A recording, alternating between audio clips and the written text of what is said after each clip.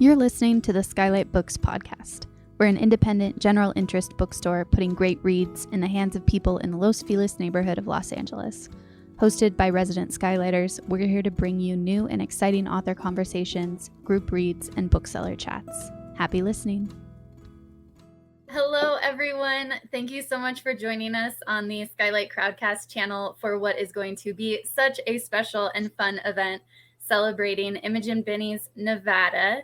And she'll be in conversation with Michelle T. and Brontez Purnell. Imogen Binnie is the author of the novel Nevada, which won the Betty Burzin Emerging Writer Award and was a finalist for the 2014 Lambda Literary Award for Transgender Fiction. A writer for several television shows and a former columnist for Maximum Rock and Roll, she lives in Vermont with her family. Michelle T. is the author of a bunch of books, including the cult classic Valencia, the PEN America Award winner Against Memoir, and the apocalyptic autofiction Black Wave. Knocking Myself Up, a memoir of my infertility, will be published by Day Street Books this summer. She is a 2021 Guggenheim Fellow. And Brontez Purnell is a writer, musician, dancer, filmmaker, and performance artist. He is the author of a graphic novel, a novella, a children's book, and the novel Since I Laid My Burden Down. The recipient of a 2018 Whiting Writers Award for Fiction and the 2022 Foundation for Contemporary Arts Robert Rauschenberg Award. He was named one of the 32 Black male writers of our time by T, the New York Times Style magazine, in 2018. Purnell is also the frontman for the band Younger Lovers, a co-founder of the experimental dance group, the Brontez Purnell Dance Company, the creator of the renowned cult zine Fag School, and the director of several short films, music videos, and the documentary Unstoppable Feet, The Dances of Ed Mach. Born in Triana, Alabama, he's lived in Oakland, California for 20 years now, as we were mentioning earlier. So welcome, everyone. Let's hear what you've got to say. You missed all the tea, the backstage tea. We were talking about therapy. Yeah. And mostly therapy. Mostly therapy, yeah. Wait, so fun. I've never been in a 3-part book thing. Same. Yeah.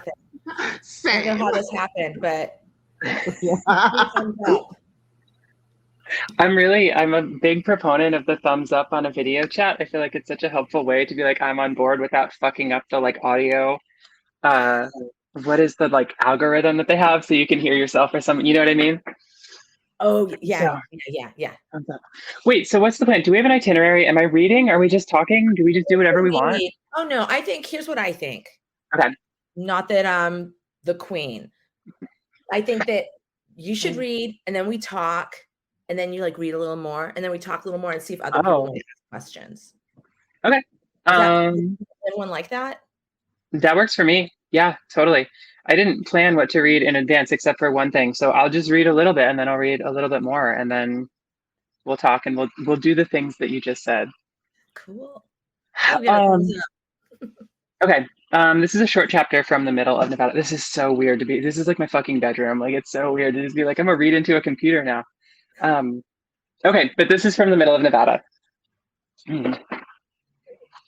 Star City, Nevada is fucking bullshit. James grew up in the worst fucking town and he still lives here and he's probably going to die here. It's stupid. It was a boom town in the late 1800s, all beefy cowboys and ladies of the night or whatever, and then everybody realized there was no fucking gold here and left for California. Then nothing happened for 100 years. It was just a shitty little stream dribbling down between two shitty little mountains until sometime around when he was born, the Walmart Corporation saw an opportunity for brand infiltration and blew a hole in the side of one of the mountains and put a little bridge across the middle of the parking lot so the stream could run through it and differentiate the Star City Walmart from every other Walmart in the country that doesn't have a stupid fucking stream running through the middle of its stupid fucking parking lot. He actually kind of likes this stream. As soon as there was a Walmart in Star City, the people who got jobs at the Walmart needed places to live, so they built these shitty condos down the length of the stream, and then, when all the waterfront property was taken up, they started paving streets away from the stream until they practically almost had a fucking town here. Almost a town. Definitely not a city. There's a truck stop out toward Route 80 and a couple stores that aren't Walmart. A shitty little florist, a shitty kind of big garage, but mostly since Walmart sells everything every other shitty little store would sell anyway, this town is like there is a mountain with a Walmart on it. Then there are a bunch of stupid buildings on the hill spread out beneath it. Then there are some more houses around where the ground flattens out. There's a steep road that goes straight down the hill and a less steep road that swerves around the long way down the hill. And last year they put in a GameStop and a Subway and 6 empty stores in a strip mall between the highway and the Walmart. But mostly what they have is dirt and dust and nothing and majestic, boring vistas and bored asshole teenagers and stars. The name of the shitty little town makes it sound like celebrities would vacation here or something, like in a dumb cop show from the 70s or a two-dimensional stage set from an old black and white movie. But really, the only reason to name this shitty town Star City is that at night there are so many fucking stars above it, as long as you're facing away from the Walmart. That's the short chapter that I'm reading right now. Oh, it's so good. You're so punk. I can't believe that you're Michelle T and you're telling me that my writing is so good, even though you blurbed the original, edition, and I already knew that you thought that. It's just so lovely. Thank you. Thank you for writing it. Yeah, I do what I can. What year did it originally come out? It was first published in 2013, although we had some copies in circulation in 2012. It is truly just so punk. The voice is so punk. I mean, can I ask you how will you talk about how you came into the story? How did the story come to you? How did you come into the story? What was the whole process? Because you were doing a lot of writing online, right? Yeah, I was. What was I doing? Well, so I wrote it in 2018. And prior to that, where was I? I wasn't on Tumblr yet. I don't know what was going on. I was writing wherever I could, basically. I started writing on a website called Fiction Mania, which is where people publish gender transformation erotica when I was 20. And I was I don't know where to write. So this feels like the spot because there probably isn't a better spot than this. And it, kind of evolved from there. I mean, where was I writing and how did I get into this story? These are great questions. And it's so weird talking about something from 15 years ago, right? What was going on in my brain 15 years ago? I don't fucking know. I want to know also, where were you living? What job did you have? What was what was the zhuzh too? Great.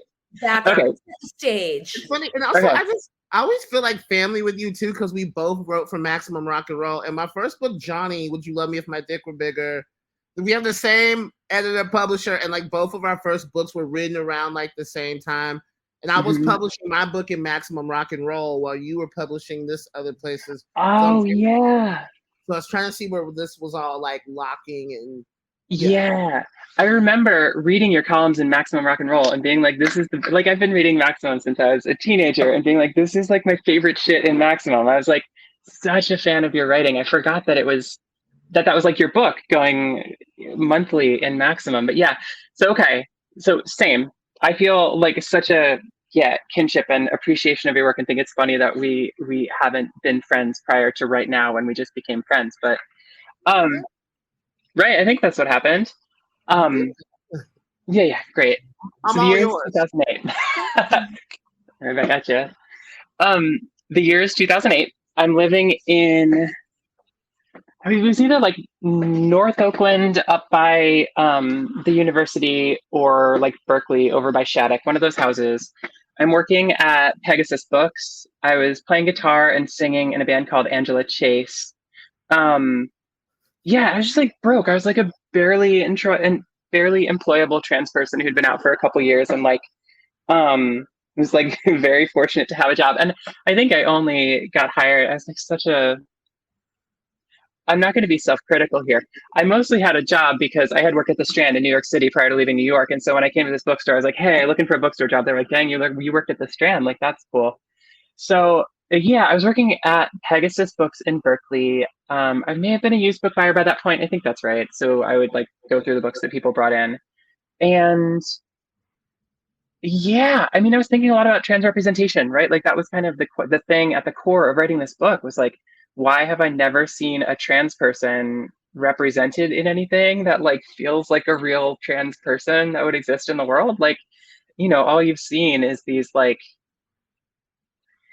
don't know. I don't want to talk shit. But there had been a lot of very bad trans representation in the world and not very good trans representation. I was really hungry for it. And you know, I came from book world, right? I like had been writing since forever. I'd been publishing zines since forever. And so it's kind of like, this is like what I know. This is what I want to do, right? Like I want to write fiction. And so, yeah. Oh, yeah, yeah. Where that was going is I was a used book buyer in fucking Berkeley, California, which meant all kinds of shit was coming into our store, right? It's a great town to be a used book buyer in. Um, and so if there was like cool trans fiction in like book form, I was kind of like, I probably would have seen it, right? Like there was stuff, it was sporadic. You had like Les Feinberg and you had other people who were writing things, and sometimes something would come in from a tiny press and you'd read it. But like generally speaking, it was this weird thing where I was just like, why are there no, it wasn't a weird thing. The reasons were very clear why there was no decent trans representation. But yeah, Nevada was like specifically about that. And it was kind of this thing of like, I don't know, like how do you,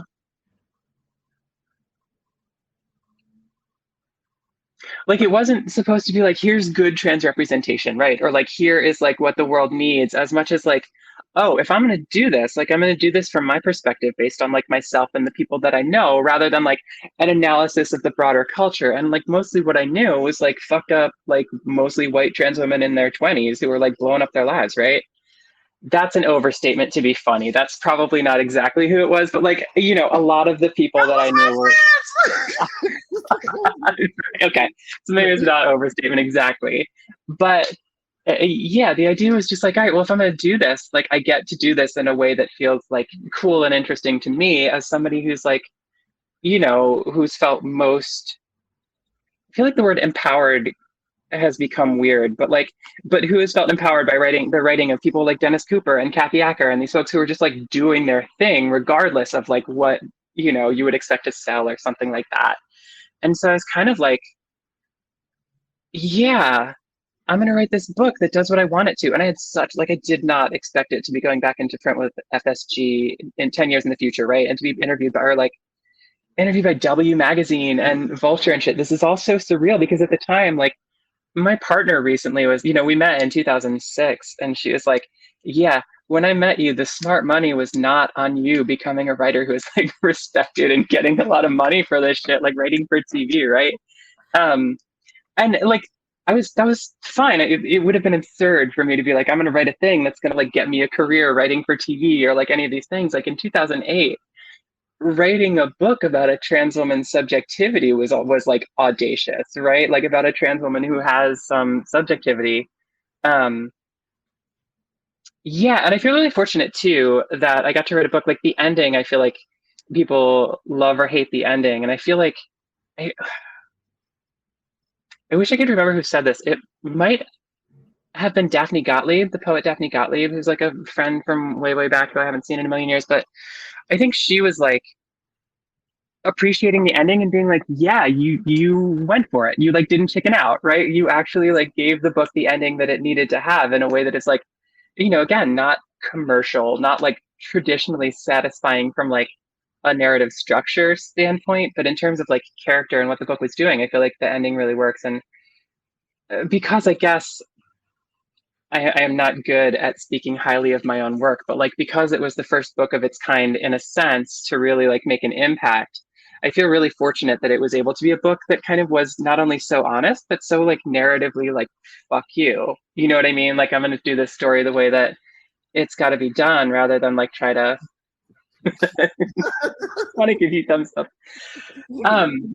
That's all over the place. I don't know if that makes sense as a response to the question you just asked, but I think that's my answer. It does. It's so great. You guys, both of you, have such you're such icons in that, like you have just remained totally true to the art that you want to put out into the world, and you've gotten this really cool success on your own terms while still remaining punk as fuck. So very exciting. I was reading even in your earlier, like in the early Amazon bad reviews of your book, the Yelp style section, all of the bad reviews from random people saying it's the same thing they said about my book too. They're like, wow, they say this seems like a really detached style of writing. Wow, this is like all happening really fast. And I don't know, I just can't help but like think that there was some type of like, especially with Michelle T sitting right here, that there was some type of language or some type of school that was just very so Bay Area and of that time and just seems so godless to other people. But I just think is like makes a lot more sense now, just a few seconds down the road, you know, that no, I'm excited about. I believe that I always thought the money was on you. God damn it! I thought like okay, just give it a little fucking time. Like it will make sense. Like so. Yeah, thank you. I appreciate that. I mean, it's true, right? That like my fantasy for Novato when I was first writing it, because Topside Press, like there was no press that was like looking for trans stuff. I was like, I'm gonna get this published by like Soft Skull or like Manic D or one of these publishers that I was like loved a lot of the work they were doing, but they were publishing like, you know, weird shit, right? Like small, kind of cool, weird shit that was also like not super commercial. And I was like, yeah, that's where I would like to be. And I think that's what you're talking about in terms of like a lot of the Bay Area stuff, right? I think of Manic D as like I would have nights when you'd, you know, be in San Francisco and you'd end up at somebody's house and they were rich and there was like a 7 foot by 7 foot portrait of them behind their couch. And you'd be like, holy shit, I am in like a book from Manic D. Or like, honestly, because Michelle, you got there a little bit before us, like, or like a Michelle, like this feels like something that would happen in a Michelle T book, right? Oh my God. Oh my God. Yeah. I love this. Like, I love your Bay Area roots. It's so neat that we all share that. Who are you like? I get that, like you mentioned, like Les Feinberg and that like some, you know, some queer stuff came in, but queer or not, like who are the voices that sort of influenced you? Well, you said Dennis Cooper and Kathy Acker. Mm-hmm. Yeah, I feel like it's kind of a bummer to talk about Junot Diaz now, because Junot Diaz has kind of been outed as like, you know, having made some pretty bad decisions. But The Brief Wondrous Life of Oscar Wilde was like, it blew my mind when it came out. I had read his book of short stories from before then, and like the scale and just like the audacity of what he was doing there, and like his like fearlessness around being like, yeah, like we're talking about Dominican shit, right? Like we were just going there in a way that was felt fearless. That was like that I had read, I think, the year before I wrote Nevada, and that was still like buzzing in my head for sure. I mean, Nevada is not similar to that book in a lot of ways, but like there were ways that it felt kind of like the other ones that I mentioned, like giving permission in a way to just like kind of go down your own rabbit hole and do the thing. Who else was I reading at that time? I don't know. I was reading like whatever came through. I'm trying to remember what was going on in 2008 that I was into. I think I was rereading the George Miles cycle, the Dennis Cooper books at that time. I think I'm a little bit on the spot. I'm not going to come up with anything good because it was 15 years ago. But were there any zines from the 90s or early 2000s that you thought like was like the jump off or spark? Man, it's such a good question. And I feel like I can't name like any famous zines that everybody was reading. I feel like there were a lot of zines that just like friends and friends of friends were reading. Like, I don't know if y'all know Katie Kaput. She had a zine called Night Cookies. That was like, she was just like doing her own drawings, and it was very like uncomplicated. And it was just about her being like trans and being a mom in Oregon. You know, in like, yeah, like the early 2000s. It was very cool. She was somebody I was looking up to. And there were a ton of zines like that were like, I don't think being distributed on a super large scale. I don't even know what else I could point to. I mean, I could name some stuff. What's that? Doris? Oh, of course. Yeah. Okay. Oh, yeah. Yeah. yeah. Man, I haven't thought about Doris in a while, but of course, Doris was like in somewhere in like every house that anyone I knew lived in the Bay, right? There were hella Dorises around. I remember just being 17 and I was in Chattanooga, Tennessee, and I was writing zines. And then I just remember reading about, like, it was some story about her getting an abortion, which, like, they just, you know, like, I think even in the late 90s, early 2000s, you wouldn't have just casually read that anywhere. And I remember being like, oh, shit, like, I don't know. And like there were other realms to like go in with like talking about personal experience and like really making you think of how much of your life is not presented to you at all.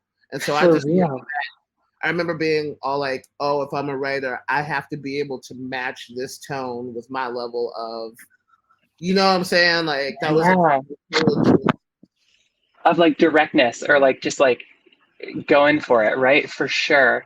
I wrote a little bit about this in the new Afterword for Nevada, but I moved into a house called the Fork in the Road that was in Oakland, like North Oakland. And, prior to moving to Oakland, I had like, done some organizing with Camp Trans and like, knew people in New York and had community and stuff, but I'd never like the house that I moved into in Oakland was like, I think it was a bunch of the people there had gone to Smith, and so we're really connected to these like deep, like capital F feminism roots in a way that like I hadn't really had access to before. And there was all this shit there, all these zines that I can't like remember the names of, and it just like, all this like 70s feminist whatever. And so it was like, holy shit, I never had like knew how to access this stuff before. And I moved to Oakland beginning of 2007, so this was not that long before I wrote Nevada too. But like a lot of that stuff that I just like hadn't known how to find before. I wrote about This Bridge Called My Back as like a really important book for just like, there's a thing about like being hyper visible in the public realm and then also like hyper visible in a subcultural realm and feeling like really vulnerable in both. That was just like, I didn't have language for that prior to it. So like, I kind of think of a lot of that stuff as just like I kind of dove in and read as much as I could as soon as I got to Oakland in that world. Does that make sense? Yeah. Oh yeah. Yeah. Oh, yeah. Do you guys see the chat on the side? Somebody says, yes, make her talk about zines. I don't have anything intelligent to say. Somebody else said, exclamation point. Sorry, what were you going to say? Oh, no, cut me off. It's your show. No. Like what I'm wondering what it was like for you to go back and for this edition and then have to write the afterword. Like, what was it awkward? Were you like, yes, I've had so much to say about this? Like, what was that like? Yeah, totally. It was weird. Like I mentioned, I'm not good at like saying kind things to myself or like about my work or what I do. I like really struggle, it's my shit. But so it's hard to, people are like, Nevada is ground zero for modern translit. And I'm like, holy shit, like I can't let that penetrate. Like, what am I going to do with that information? And so it was a question for a while when they were like, when Jackson was like, we're going to have you do a new afterward. I was like, what the fuck am I going to do with this? And like, tried to write about like cultural impact, but like I don't have a sense of how to write about my own cultural, like that's weird. And so they were like, give us like 1,500 words. And after a ton of drafts of really trying to get into it from a bunch of different ways, I was like, oh, like what am I comfortable doing? I am comfortable giving credit to other people, right? And so like a lot of I see that face. I'm just being honest. I would love for this not to be true, but also like I mean it feels good, right? To be able to be like, actually like here are all the things that made Nevada possible, right? And like with that as the way in and talking about like writers and talking about like communities and being connected with these things, like there's a bunch of ways in to like what are the things I can give credit for making Nevada possible, and therefore like kind of diffuse or like take away some of the credit that has been given to me for like inventing a new thing out of whole cloth. I'm like, I didn't, yes, I did a good job, right? But like, I don't think I can say I don't know, maybe I did, but it feels weird to be like, I invented a whole new thing and it's called modern trans literature. Good for me.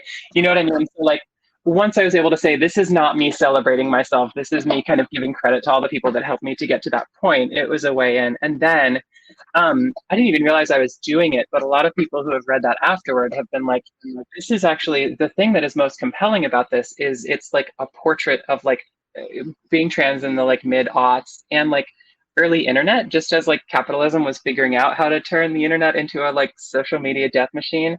And so yeah, like a lot of people have found that interesting, but for me it was really like a question of, I don't think I can just write nice things about myself, so like how do I write this thing? And I think I mentioned they were like, give us like 1,500 words, and then when I figured out I could be giving other people credit, I was like, here are 6,000 words. They're like, cool, thanks. Check out the chat. Somebody put a link to Night Cookies on the Digital Trans Archive. Oh shit! Fuck yes, that's awesome. Cool. Thanks for doing that. You're amazing. Awesome. That's my kind of thing. Like sometimes, just like I came to the Bay Area in like 2002, right? And I felt like, there was so much that I was immediately kind of exposed to, where I feel like our scene just kind of like bubbled out, and like everybody has access to it, right? Because I don't know, it's just like I feel like I was hanging out with just a bunch of like dyke sex workers in the Mission. Like that's who raised me, right? And I remember 20 years ago, the only people who dared call themselves queer were like dyke sex workers in the Mission, right?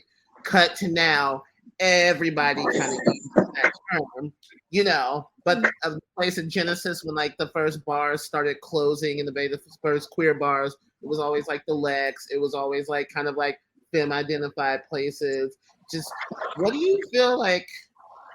Do you feel like your scene kind of has been sold to the world? Do you ever have that kind of old punk, like, that kind of bitterness around that, or do you still feel kind of a nostalgic cling to when those things felt new, or just like yours, or like you were part of a secret club, or do you think it's better that these things have bellowed out?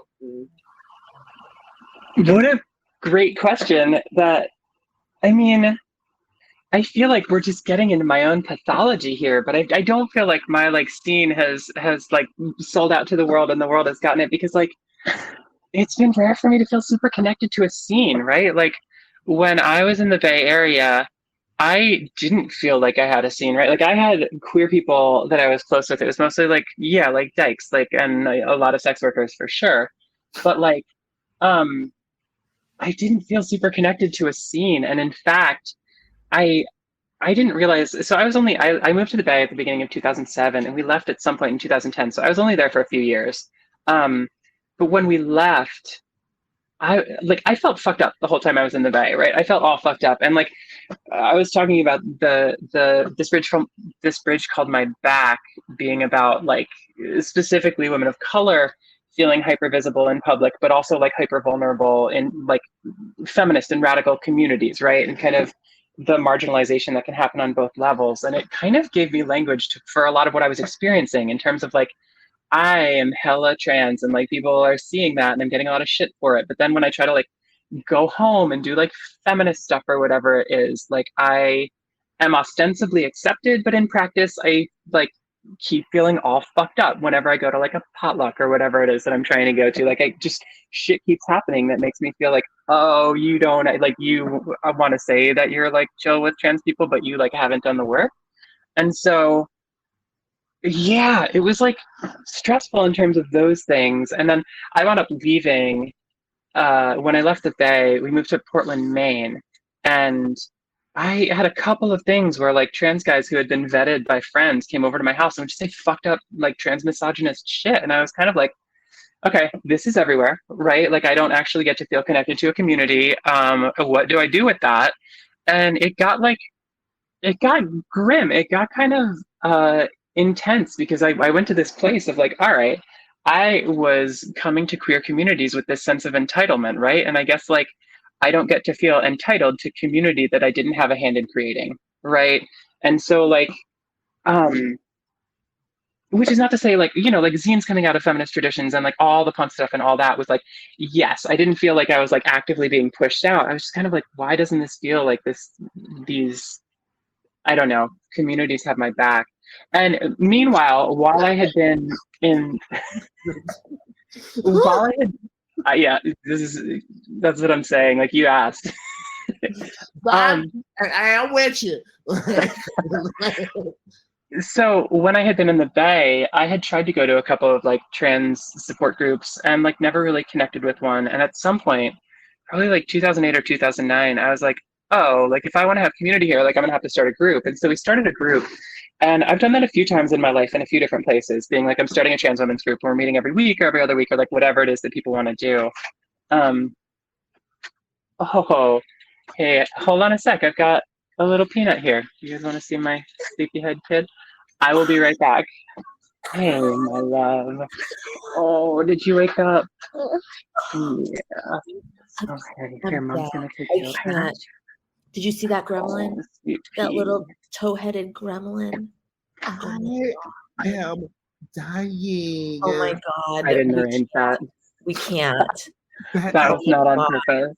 Your child is so magical. What? Yeah. If my parents had Zoom meetings, it would have been like, get the fuck out! I done told you not to buy me! I mean, yeah, actively try not to do that, I guess. Oh my God. Yeah, that little peanut, that's my 5-year-old. They were just asleep and I think must have heard me yelling at the computer about feeling alienated, and we're like, this feels bad, I'm waking up. What was I saying? Oh, just like, yeah, like having had a wait, is that Ryan LeVay in the chat? I see your face. Holy shit, hello. This is the second time, Ryan, that I've like indirectly bumped into you at a Nevada publicity thing, so it's cool to see you over here. Anyway, so yeah, so like I never kind of felt like this is my community or this is my scene in a way that then like if it blows up or like is kind of co-opted by the larger culture, I feel betrayed by it just because it was kind of like, yeah, like most of this stuff didn't feel like it was mine. And even, I don't know, like maybe I'm just bad at feeling like things are mine or like I like can kind of have some ownership over them. I don't know, but with band stuff too, it always kind of felt like, yeah, like I was just like bad at being in a community about it. I was always like, I'm gonna have a band with some friends, right? And we're gonna play shows, but I'm not gonna do publicity for this. I don't know how to do fucking publicity. I've never had that as like a skill. You know what I mean? So like I always played in bands, but they never really got popular or anything because it was like, yeah, we're gonna write our songs, we're gonna play them, we're gonna like do our thing. But yeah, I'm like trying to decide how much of my history of playing in bands I should do. My last band that I played in was called Correspondences, and we were fucking great. And we got named one of the Bangor Daily News named us one of the top 100 albums, one of the top 100 main albums of the 2010s, which is funny because I was playing a bass guitar with like a huge, like a lot of distortion on it. And my friend Emily was playing a cello and my friend Lee was playing drums. And we were just playing as loud and slow by candlelight as we could. And people were into it. But like, you know, again, I don't feel like that's been co-opted by the mainstream necessarily. You know what I mean? That was just us like doing our shit. So yes, it's a hard question. I don't exactly like, I guess that's kind of my relationship to that question. But yeah, we were called Correspondences, chat. It was amazing. You can find us on Bandcamp. The recordings are not good, but we were good.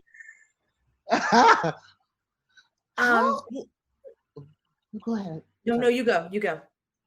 I'm like just trying to wrap my head around it because it's like we totally like I'm having like my biological clock is ticking and I've been wanting to have like a baby for a couple of years now, and just hearing you talk about just like being like a punk and just feeling like totally like, you know, like alienated in this weird community, and then go over the years and now you condense down to like this like small town where you like have like the baby like in the house and like going to do it. Like how, like, is your mind just like fucking blown, or is it something that happens so incrementally that it doesn't even like register? It's just like, how do you reconcile just how far and how disparate, maybe the word's not disparate, how different your two realities are? And especially waking up and having this book from all these years ago, like having to actually relive the visceral experience of what is, you know, kind of some traumatic stuff also that you have to revisit in the rebirth of this. Like, how is this all?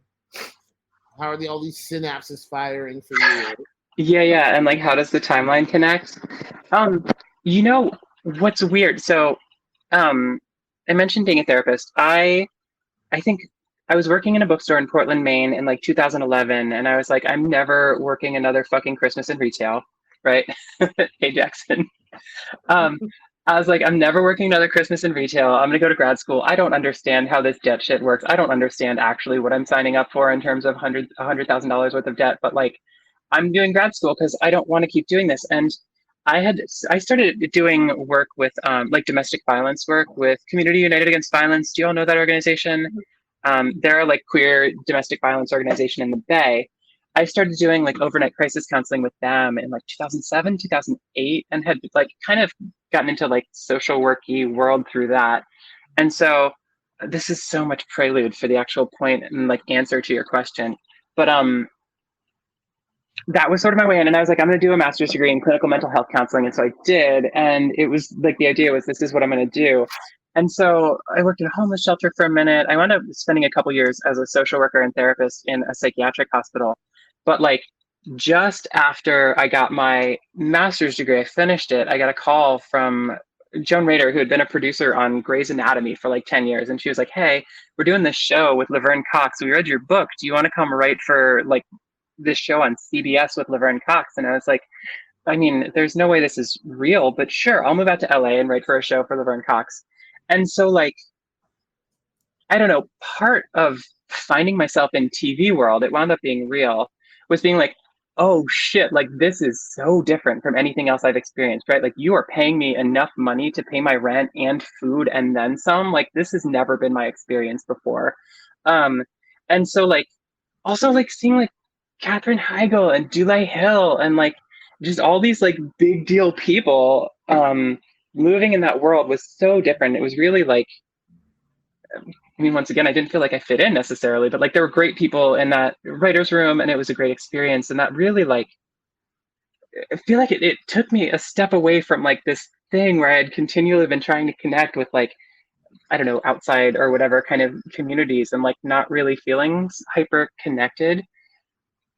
This is not as narratively satisfying as I thought it would be to tell as a story this way. It's a big question. So. Yeah, but I mean, the other side of it is just like I said, my partner and I met in 2006 and we've been together since then and really like have cultivated like kindness in our relationship and just do a really good job of being like, I'm losing my shit, but I'm not losing my shit at you, right? Like when things are hard, and like we have a really good relationship in this way that like I had not really had prior to that. And like we worked on it, right? There were rough times, especially early on, but like we got to this really good place where like there's a part of me that would be stoked to be touring with my friends in like a pickup truck with a dog and like drums in the back, you know what I mean? Like I was stoked to be still doing that, but it's also like, I don't know. I remember being a kid and being like, yeah, I never want to have like a day job and a mortgage. And now I'm like, I never want to fucking work all the time and be doing like retail until 11 o'clock every night. And just like, you know what I mean? The shit that was like shitty about being broke in that world was really shitty. Whereas like, now we literally have a mortgage. And I'm like, I'm not just giving all my money to a landlord who's going to eat it and I'll never get anything for it. You know what I mean?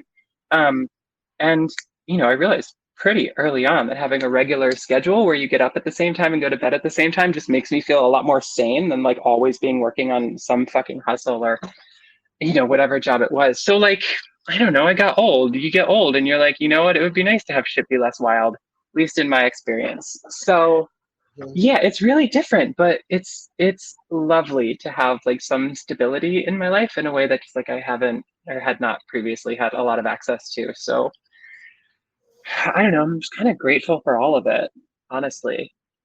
What sign are you? Great question. Aries, Pisces, cusp. Oh, okay, cool. Mm-hmm. And what's, you know, like your rising and your moon and your Mercury and everything? I forget. I feel like there's a bunch of Capricorns, but I don't remember all of them. That would make sense. That would Yeah, make right? sense. You had a lot of Capricorn too. Yeah. Oh, that's so great. I love a cusp. Yeah, very cuspy. Very Wow. like end of the zodiac, beginning of the zodiac, fire and water. Mm-hmm. Yeah, cool. I forgot, our fearless editor is in the chat. Yeah, everybody say hi to Jackson in the chat. Hi, Jackson.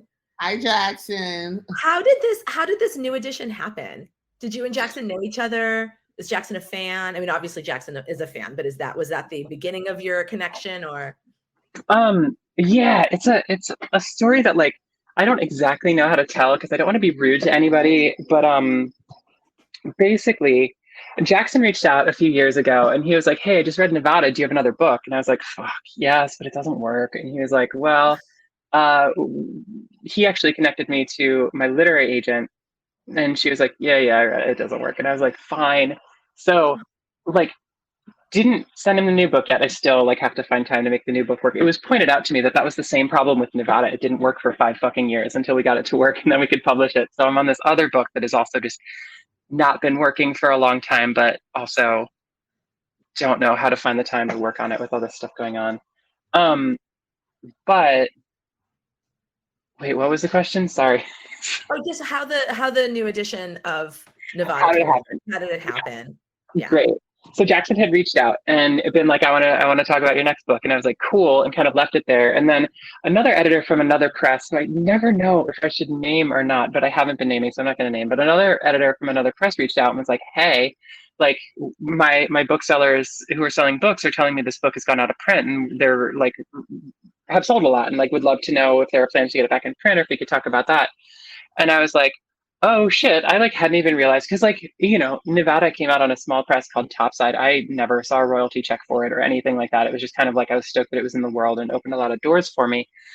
But yeah, so I hadn't realized that it was like all the way out of print. I knew it was like hard to get, but I didn't really understand Topside's distribution thing or what their model or any of that stuff. So she reached out. She was like, my publisher is interested in putting it back in print. I was like, okay, let me talk to this other publisher who just like had reached out about my work previously, because actually what I did was I reached out to my lit agent to be like, hey, what is the etiquette here? Because I have no idea. And she was like, yeah, you could probably talk to both presses and see what they say. And so at the end of the day, FSG was just like and specifically MCD was like a great fit for this weird book, right? Like Jackson, you're here. But I mean, Jackson is just like, knows what he's fucking doing, right? Jackson does a great job of like finding writers and working with them. And like, you know, MCD specifically, their whole thing is like sort of, Jackson, will you say the words that they use to describe what MCD does? Because I forget what exactly it is, like challenging narrative or something. Jackson will not. But thank you, Jackson. I'm done saying nice things about you now. Yeah, it was just like a great fit. Like FSG and MCD was like a really good fit for the book and really got it in a way that like I don't want to say anybody else didn't get it. Did I just turn off my speaker thing? Did that just get weird? No, we can hear you. Yes, great. It beeped. Yeah, so it was the short version is another publisher reached out. I checked in with Jackson because he had reached out previously and wound up going with them instead of the second publisher who reached out. Because like otherwise I probably would have just like there was a website where you could download a PDF or an ebook for free for a long time, because it was published under Creative Commons license, and I was just like stoked for people to have access to it. And so it was like available from my perspective, even though it's obviously not as fun to read a book on a screen as it is on paper. It probably isn't obvious at this point. In conclusion, that's what happened. Cool.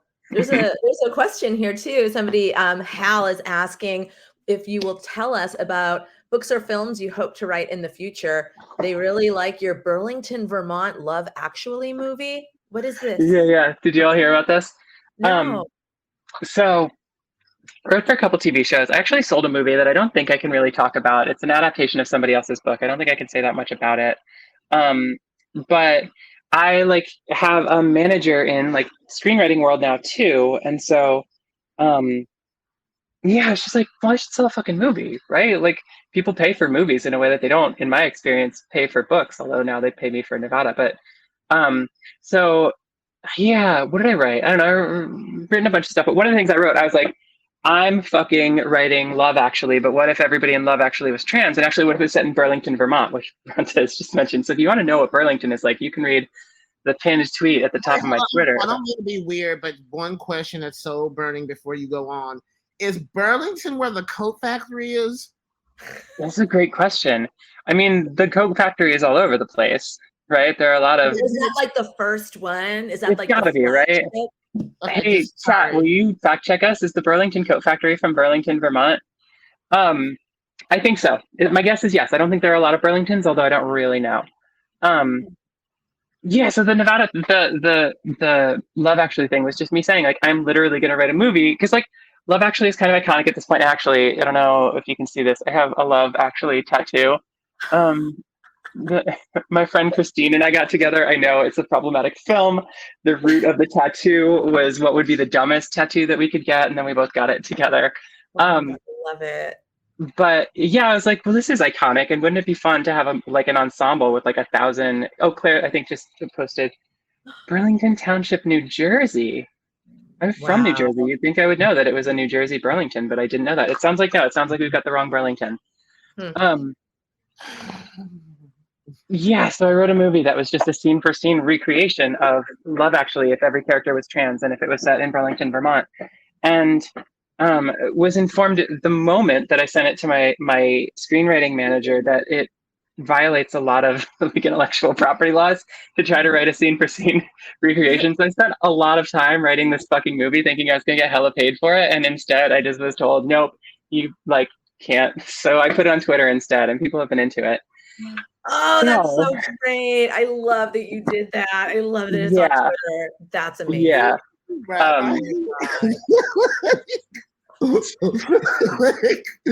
Oh my God. Will you read a little bit more of Nevada? Yeah, should I read more Nevada? I have to figure out. Okay, you all say some interesting things that I already know, so I'm not interested in them, and then I'll find a chapter to read.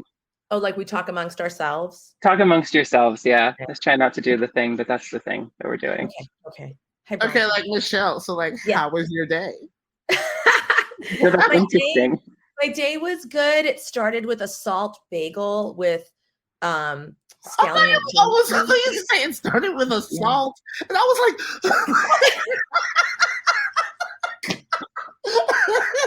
no, I'm sorry. It started with a bagel encrusted with salt. It was so good. And then I finished recording my audiobook. I've been recording my audiobook of my book that's coming out in August. And, you know, they give you all these little tips on like how to be a good audiobook reader, which I think I'm actually pretty good at it. And I really love doing it. But one thing they say is like, don't eat any dairy. But the studio is right across the street from like the best bagel place in Los Angeles.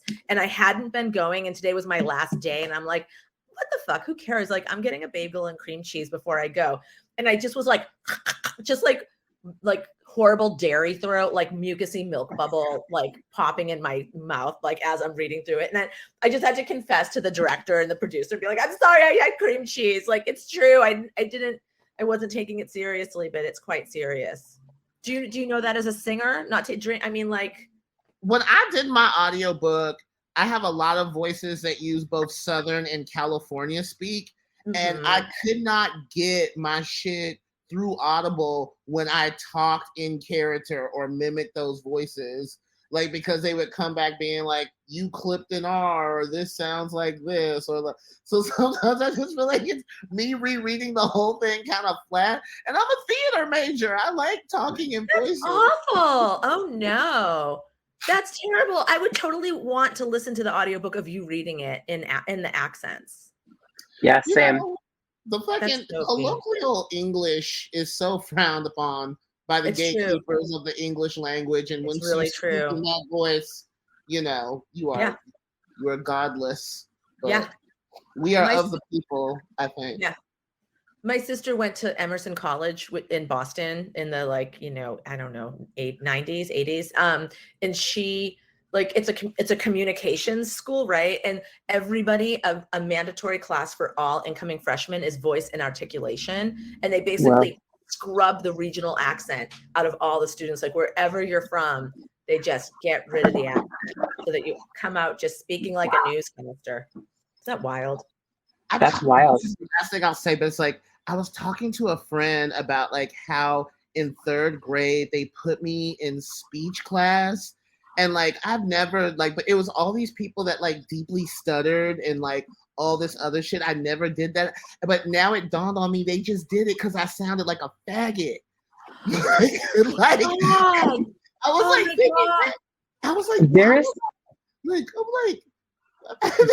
haven't read this in like 20 years, but there's a David Sedaris essay about that. He was saying the same thing. He was like, he got put in speech class for the same reason.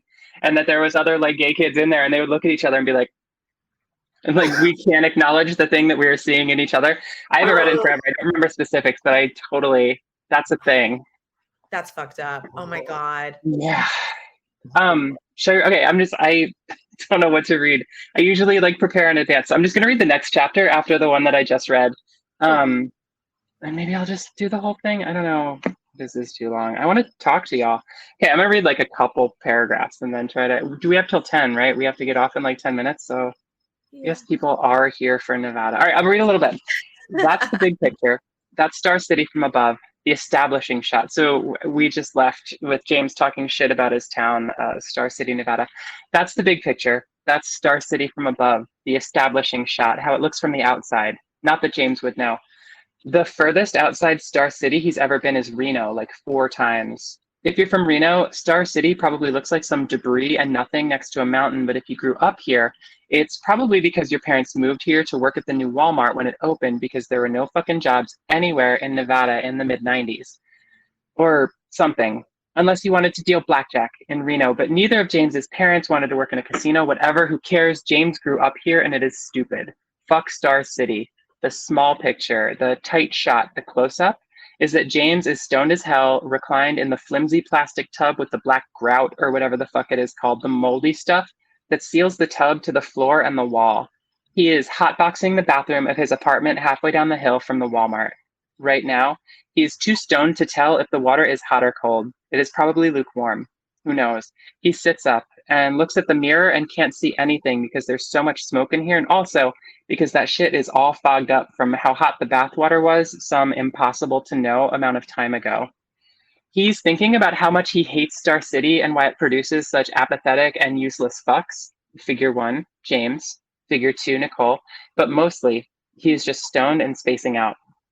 He keeps coming back to how cheap this bathroom feels. This town sprung up out of nowhere and they built these shitty apartments out of bullshit, but it's weird how even though he feels numb about pretty much everything else in his life, he can't quite get accustomed to his shitty apartment. The material of the tub against his bony ass feels like you could get up and punch through it. I'm going to stop there. That's all. That's all we're reading. That's the book. I love James. Me too. Yeah. No, you, please. No, you. I'm bored of myself. I was gonna say I love the ending so much, and I love an ending like that where like you don't capitulate to what I think all writers know is sort of expected of us, or commercially preferred. So I loved how you ended. It was very realistic. But then I was also like, but what's gonna happen? That didn't mean that I don't want to know what happens to James. And I feel like you know what happens to James, or do you know what happens to James? I thought I did. When I first wrote it, I was like, Maria just pushed James back in the closet, right? Like James is not going to confront his shit for much longer than he was getting there. And now he's like had this huge setback. Mm-hmm. And I talked to my friend Paige, who is one of a couple people that the character Piranha in the book is based on.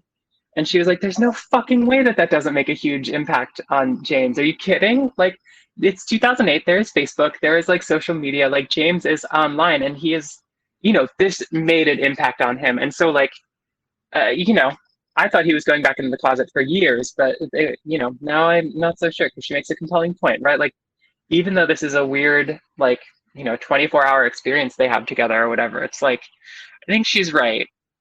I don't think it means he's going to come out as trans soon necessarily. I mean, I've had readers be like, I'm so glad that James doesn't come out as trans, which I think is really interesting because maybe James won't. You know what I mean? My sense was always that Maria fucked him up worse than he would have been if she hadn't shown up. But I totally don't feel like I get to be the boss of that or have to be the boss of that, I guess.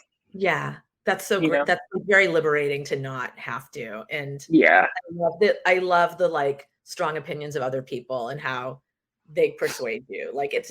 It's your creation, but then it's not. It's very interesting. I respect it so much. Yeah. Yeah. And I also I often when I'm like, that wasn't a fucking ending in a book, I get mad and I'm like, no, I wanted an ending. But I feel like from the MFA world, lit, whatever, this is how you craft a narrative thing. The book ends with one of our central characters making a very significant choice, right? He is making a decision there about what to do with everything that happened up till that point in the novel. And so it doesn't even feel to me like a lack of resolution. It feels like it's not the resolution we wanted. We wanted some kind of redemption or catharsis or something. And instead what we get is this person saying, that's not fucking happening. I am not ready for redemption or catharsis. You know what I mean? Which is so realistic. It's who runs headfirst into catharsis, especially a stoner who's been pushing their feelings down so intensely, Yeah. Also, okay, so I was thinking about this stone the other day, but you can quote me on this. In the bathtub. Linearity is not the hallmark of intersectionality. And so I don't think we really privilege intersectional narrative for as much as we talk. And like intersectionality has intense rabbit holes, fucking total moral conflicts, super deep unresolved. I just wanted to say that. Yeah, no, I'm with you. And I mean, it's interesting when you say that because I agree completely. And I feel like I would say pretty much the exact same thing about trauma, right? Like we know healing from trauma, this is the world I live in. Like it is not linear. You don't like just kind of get better, right? Like it's like up and down and circling around. It's like really, and like, does it ultimately resolve, or do you just get to a place where you like kind of make peace with it and are on top of your shit? It's like it's just more complicated than that linear thing, right? And it's fascinating to think about that as a parallel between intersectionality and trauma, right? I like want to go smoke weed and think about it. I just always say like with trauma, it's just like trauma is what I coexist with, period. Mm-hmm.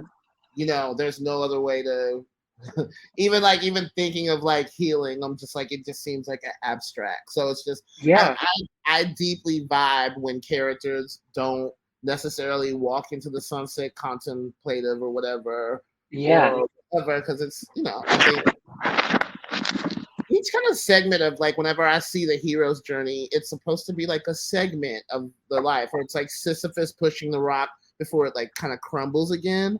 And so whenever I see these characters, I think, oh, we're watching this hard segment right before they go into another hard segment. I've never ever thought of a book like resolving or something, which is something that's deeply important for people, especially when you work in TV, which I hate. So legit. Yeah. At the end of the day, though, it's like TV versus writing books. Would you rather be like the most well-paid like TV writing exec, blah blah blah, forever and ever, knowing the constraints of that world, or would you rather just like be known as like an author who gets to sit and like write books and make slightly less money, but be like, you know, just as fucking loved and have the prestige? Like, the second one. If you had to choose, huh? Yeah, no question. The second one. Like, I actually, I love writing for TV. I didn't know what to expect. I was really just like, what am I going to say to this? No, and actually, now that we're at 1 minute left, I don't know, I can go over a little bit if y'all want to go over a little bit. But when they had made the pilot for Transparent, that show that was on TV, they actually sent that to me to be like, hey, what do you think of this? Are you interested in like working on this show? And I watched it and I was like, I don't like any of these characters. I don't want to write for this show. And so I said no. Like, if I had known how much TV pays in 2013 when I was like living in Annie Danger's closet, I like... Annie Danger! Yes, thank you. This is what I want people to fucking say when I say Annie Danger. Thank you. Because people are like, who's that? Annie Danger tattoo. Annie Danger tattoo. Yeah, shout out to Annie Danger. I mean, it's totally. How many Annie Danger tattoos do I have as well? Like Annie Danger tattoo. Any of you have a free Annie Danger wizard tattoo? I wish one day. I don't, but I love that she had been doing. I don't know if she's still doing it, but if you get a wizard, it's free. Wizards are free. Yeah. Because there was like a wizard template that came with her like first gun. So I never heard that part of it. I just heard that it was a great way of giving people weird wizard tattoos. Well, also. But so like. Anyway, back to your question of TV. Like, TV is so codified. It's so structured. There is no wiggle room for that shit. And I actually like feel like I've learned a lot about structuring fiction from there, like from having to work within that context and like, you know, find out like where your freedom is and what you can do within that. It's like, it's been a fascinating process. And I actually really do like that process of working in a writer's room. But like, yeah, I'm from book world. Like I'm always going to be from book world. Like books are always going to be, you know, my first love. And so, yeah, if the choice was get paid to be a book writer or get paid to be a TV writer, it would hella be writing books. Yeah, but like, I don't know. Did you see Cruel Summer? I got to write on Cruel Summer. That was a weird fucking show and people really liked it. I don't know. I don't want to talk shit on TV writing or on TV, right? I will watch hella TV. I don't think any of your criticisms of television are wrong. Like it's very much everything you said, but like, I don't know. Like sometimes I just want to like, since you brought up the topic of weed, like sometimes I just want to get high and watch the fucking kids in the hall, you know? I do have this thing sometimes where I'm just like, am I really that level of snobbish asshole where I believe the only way for me to like be a good writer is to like sit and like scribble my truth onto a scroll in my own space forever and ever? Or can I be in a system where they're like, no, I need this many motherfucking words today? And I'm just like, well, if I'm a writer, shouldn't I be able to do both?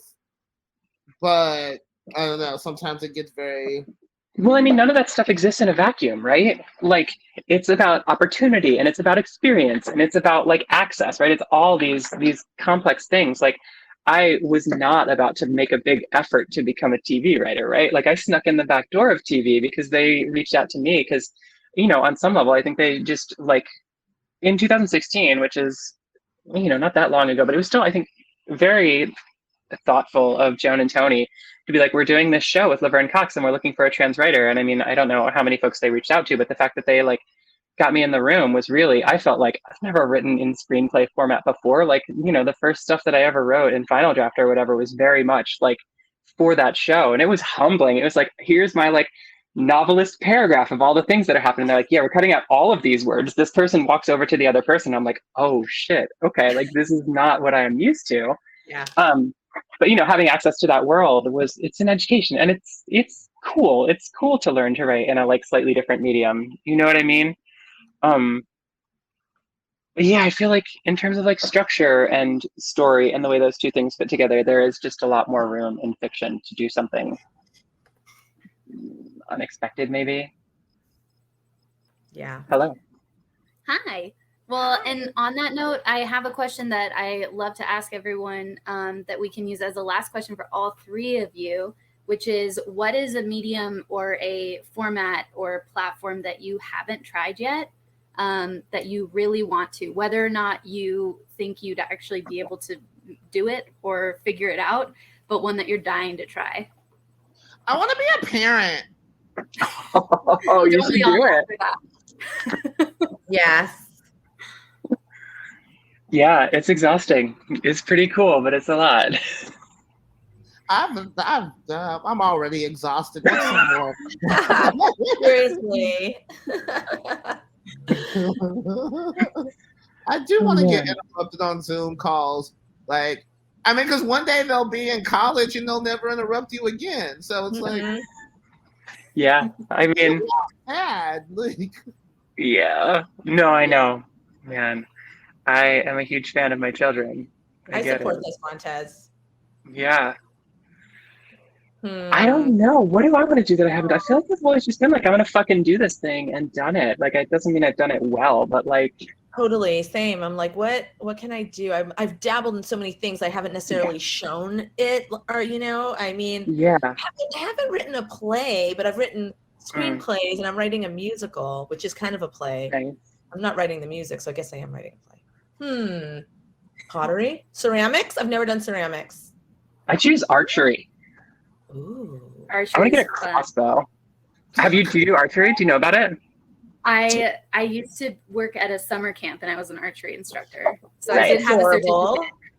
It's probably like outdated now, but I would still know how to shoot a bow. Oh, look at Brontez.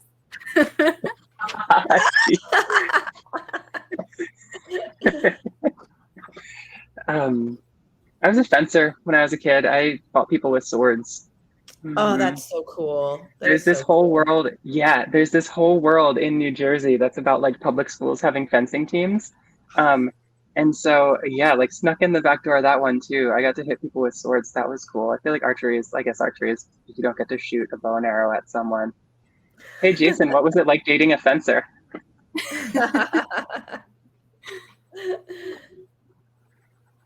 Fencing seems so fancy. It feels so like 1700s. Wait, but like all that, like the white shit with the padded thing. Yeah, and the mask is so cool. The little like. Mm-hmm. Yeah. And we were dirt bags. Like we were dirt bags from like a rural like New Jersey school, but we had the you wore the like white outfit and the mask, but it was a public school thing. We were totally like I don't know. Why am I surprised that this many people have relationality to fencing? Am I fucking? I did not expect either. In archery as well. Are y'all lying? I think this person might have dated an alternate timeline me. Oh my Lord. Well, You guys, thank we you. should do a podcast. Let's start a podcast. I just want to talk to you all for a long time. Oh I my know, God. well- Yeah, I would say yes to that. What is it? Just like we just hang out and just like once a week and just talk? Yeah, and it should be like 10 minutes long, right? So that way, like, you can listen to it. You don't have to sit down for 2 hours, and we just all have to like bring our A game and be hilarious. Yeah. And we each like lead a different one. Like we each take turns being the lead. Mm-hmm. Yeah, A bring the 10-minute thing. podcast, like I'm in into like it. 45 minutes, you've gone through the whole 10-episode series or whatever. Like, Yeah, Yeah. because they're all like 2 hours long, and I'm like, I don't have a day to listen to a podcast. I don't know. I don't have any time for anything. I want to do this. I say yes to it for sure. And also, me and Brontez are doing a podcast. We've recorded 2 episodes. It's called Slayed, and it's about queers who murder, queers who commit terrible crimes. What? it's Yeah, fucking lit. it's really fun. Holy shit. It's. I mean, it's terrible. It's like just Yeah, terrible. yeah. What I've learned is that lesbians like to kill the vulnerable, children and the elderly, and they like to do it in codependent pairs in relationships. They like to do it together. And that Brontez, I'm figuring this out for our next episode. Like gay men, they like to eat their victims. There's a lot I of can't believe you've learned so much in 2 episodes. Yeah. I'm like totally like a binge. Yeah, I was supposed to write on this Michael Jackson biopic, but I turned it down just to be on this podcast. Shut up. I didn't know that. That didn't really happen, but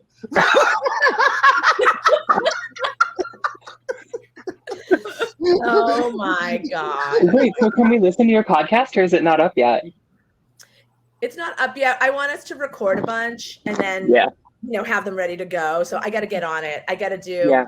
We did like 2. We have 2, and they're both gay ladies. So I promise Brontez a really gnarly man. a faggot cannibal. That's what I'm giving you. It's exactly what I'm giving you. It's a really good one. You guys totally Well, all I can say about that podcast is I hope there are show notes, because I want to see the research. I want to be able to do. This is just going to be a jumping off point for so many people. Yeah. You'll have to do show notes because the pictures of everyone seem to be pretty excellent. Yeah. Yes. Oh, Well, man. But everybody, yes, 10 minutes. I don't actually have time to do anything. I've been trying to start a podcast called Moms Watch TV with my partner for like 3 years, and we can't find a half an hour to do a podcast. So let's eventually all do a different podcast, but It'll be called The Best 10 Minutes of Your Day. And it's just us for 10 minutes. that's really good. Cute. Let's do it. Great. It's the perfect title, the perfect trio, and we were so grateful to have you here talking about Imogen Binnie's Nevada, which is out now again for everyone to purchase.